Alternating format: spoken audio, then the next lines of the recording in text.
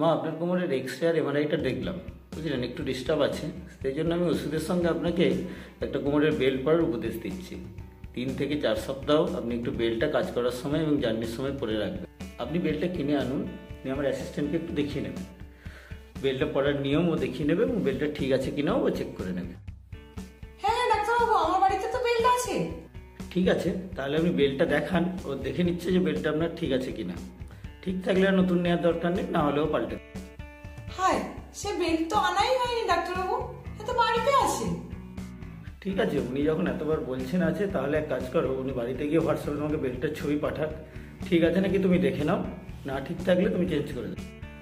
হ্যাঁ হ্যাঁ ডাক্তারবাবু, আজ বাড়ি ফিরেই সন্ধ্যাবেলা আপনার অ্যাসিস্ট্যান্টকে বেল্টের ছবিটা হোয়াটসঅ্যাপ করে দেবো। স্বামীর তো একটা বেল্ট বাড়িতে পড়েই আছে, উনি তো বেল্টটা পরেনই না, অকারণে কেন আবার একটা কিনে টাকা খরচ করবো বলুন তো।